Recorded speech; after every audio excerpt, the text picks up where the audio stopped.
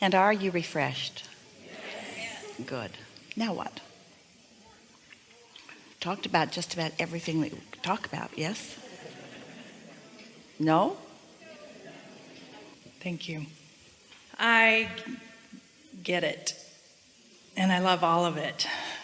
My question is, if we don't have a new direct desire, if we're just happy and we just like flowing downstream, then what's really going on in your vortex will show itself to you, and you will feel the inspiration of that, because you do always, no exception, have powerful desires. So if you're doing as you suggest that you might do, just chilling, looking for reasons to feel good, you will be in the receptive mode, and you will begin to receive the momentum of that vortex. So I get the big things. I'm okay with my big desires. Like, my marriage is not perfect. I have issues with other big things, money, whatever. I'm okay with that, flowing downstream, letting the universe back me up. But when I have a really amazing idea and I feel like I need to effort to make it happen, and I catch myself. We really like those words a lot, because that's what we were reaching for in an earlier segment when we were talking about. It's an interesting thing to watch so many of you who are beginning to accept the laws of the universe and understand that sweet spot that we're talking about being in the receptive mode and then feeling the ideas flow to you. And it's so interesting to watch so many of you, Esther does it too, where you know what that feels like, but you're still really prone to try to jump into the action mode to try to goose it along. And the analogy that we've been giving recently is like, so you go to your kitchen, you want to make some toast, you get out your toaster, you get out your bread, you take it out of the wrapper, you put the slices in, you push down the levers, but you didn't bother to plug the toaster in. So you've gone through most of the motions that is accurate, but you didn't connect to the electricity first. And that's what happens so often. You jump into action when you're not clearly connected to the current. And so then the action does feel like effort. It'd be like trying to toast with no electricity. A lot of effort rubbing those rocks together. So if you're there, so can I go along having chocolate cake and doing yoga and massages and love and life, knowing that that's all being done? Do I have to do anything? Well, because I really like the massage. I really like the chocolate cake. You see, what will happen is that if you are really in a place of non-resistance, now, if you're getting a massage and feeling guilty about it, or eating chocolate cake and feeling guilty about it, then you're not really going with that flow that you're talking about. But the answer to a question, if the question is, if I am in the receptive mode and I'm feeling really good, is it necessary for me to take action to make things happen? The answer to that is no. It is not necessary for you to take action to make things happen, because universal forces are lining things up. However, you will be inspired to act, but it won't be the action that makes it happen. It's hard to hear because you're action oriented. If you could let your action be the way you enjoy the true fruits of your labor, rather than trying to make the action be the labor itself, things would go so much better for you. And so the key is to act when I feel inspired, not because I need to. And that was the game Esther was playing with herself the other day. She didn't want to act out of need. She didn't want to motivate herself. She wanted to be inspired. She wanted it to come from the vortex, but it took a little while. Well, and the action that I speak of is not even unpleasant. It's pleasant action. I love my ideas, and I love being able to help people. And then what are you talking about? I want to flow down the river and just let it be handed to me. And I do feel it's not even guilt anymore. But that's the way this sweet spot that we've been talking about of thoughts turning to things is. Things are just handed to you. They come in the form of an idea, and then another idea, and then a rendezvous, and then another idea, and then a rendezvous, and then an impulse to go somewhere and do something with someone. It is all handed to you. But there's something in the human psyche that goes something like, things shouldn't just be handed to me, I should earn it, I need to deserve it. So we spend some time wanting to convince you that you are deserving of it. We're talking with the young father with the little baby earlier, and we started this conversation about not encouraging your baby or anyone, and no longer doing it yourself so much, of replacing your inner being with other people.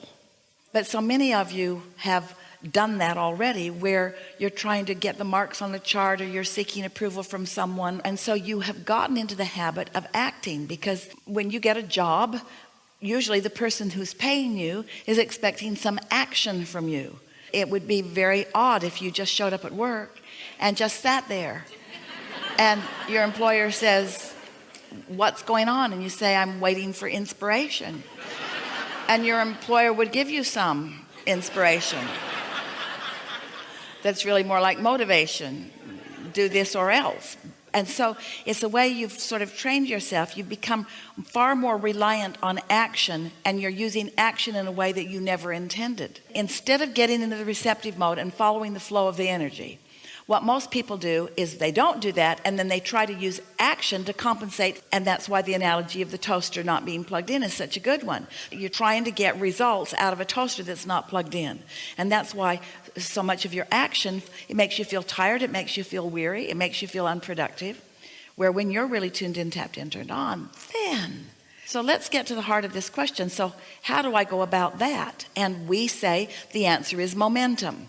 And then you say, well, tell me more about momentum. And we say momentum simply means have a thought and don't contradict it. That really is the definition of momentum. Have a thought and don't contradict it. Esther has been playing with some friends, and they lived in another state, and they've been talking about moving to California for years. So this momentum has been underway, soft momentum. And it was momentum that came up in conversations like, wouldn't it be fun, and wouldn't it be nice if, and wouldn't it be fun if we could play together out there sometimes, and very light like that. And then the conversations got more specific, and they made the decision that they wanted to move there, even though they have a really robust business somewhere else. They really began thinking about that. And they weren't thinking about how it was going to come, or when it was going to come, or where it was going to come from, or who was going to bring it about. They're just thinking about, wouldn't it be nice if, wouldn't that be fun? So it became a pretty constant in the conversation that Esther had with these friends, because she spends some time out there, and she just thought it would be lovely if they were there too.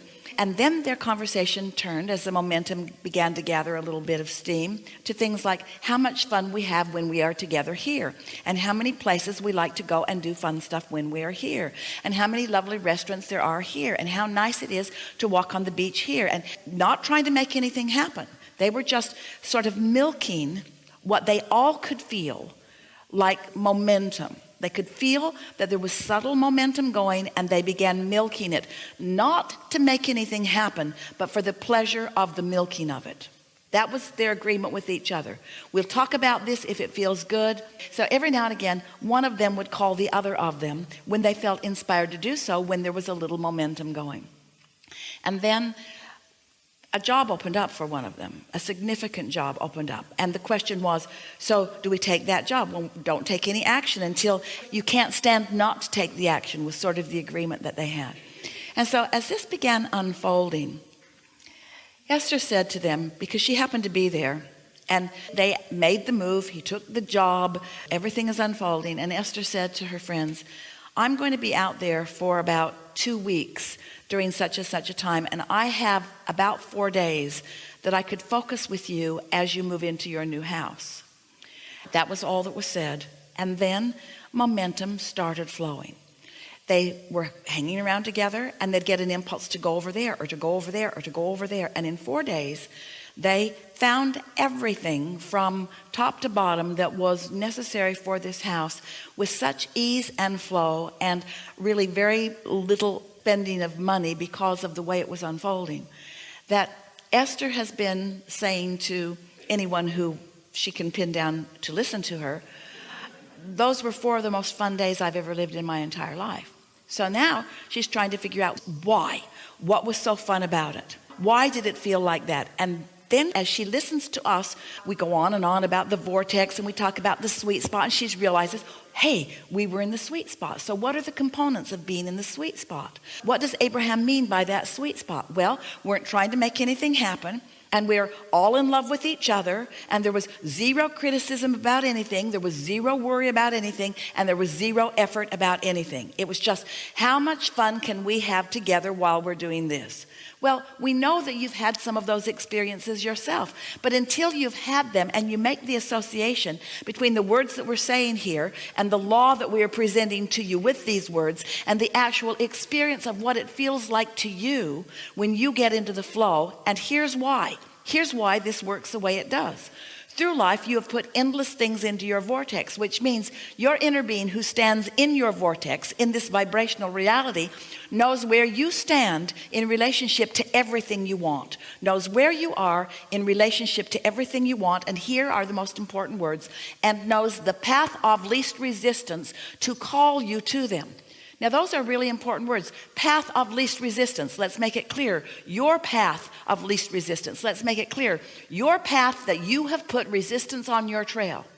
Your inner being knows where all of your bugaboos are, where all of your hang-ups are, where all of those engines are likely to be. Your inner being knows where everything that is potentially in your way is in terms of the thoughts that you think. And your inner being is calling you over and around and under and through all of that resistance. So if you are following your joy as you want to do but are really a little reluctant about, if you're following your bliss, if we are really doing a sales job and you are hearing it, that if you could get into that place where you're not acting out of need but acting out of want, not acting because somebody else wants you to, but acting because you want to, really following the inspiration, while it will be slow going in the beginning, because frankly most of you have been motivating yourself by what will go wrong if you don't act for so long that it's going to take a little bit of adjustment for you to do things because you want to do them. But we promise you it is really worth turning that corner and understanding that, because of all of the power that's in your vortex and all of the knowledge that your inner being holds, and because of all of the rendezvous and what you want to call coincidences that will line up for you and give you not only the results that you're looking for, but the ride that you want along the way. You've been saying, we hear you say it to each other all the time, the joy is in the journey. And there's rare one of you that even understands what that means, because you mean the joy is in the journey on the way to where I really want to be, which is my destination. That's what you mean when you say the joy is in the journey. The joy is in the journey on my way to where I really want to be. And if where you really want to be is taking a higher priority within you than the journey that you want to be on, then it's out of balance still, you see. So we are really encouraging you to find a handful of things that you really like to do and just do them as much as you can, so that you will put yourself in a place of feeling some of the blessedness that you really deserve to feel. But even as we ask you to act like that, take this action of pleasure, we realize that we're contradicting our own message a little bit, because we really don't want you to act. We want you to find thoughts that get so big that you can't refuse them anymore. We want the thought to be so big that you can't refuse the inspiration of it anymore. But in order to do that, you got to start in this place where you stop contradicting the thought. You've got to let your thoughts become powerful. You've got to let a thought of your desire get enough momentum that it calls you. It's already called your inner being, and it's already called all of the other cooperative components. You're the last one who's holding out. So you've got to get enough momentum going that your desire can call you into that flow, into that stream. And the only way that will happen is you have to stop putting contradictory thoughts on the other end of your train. That's the only way.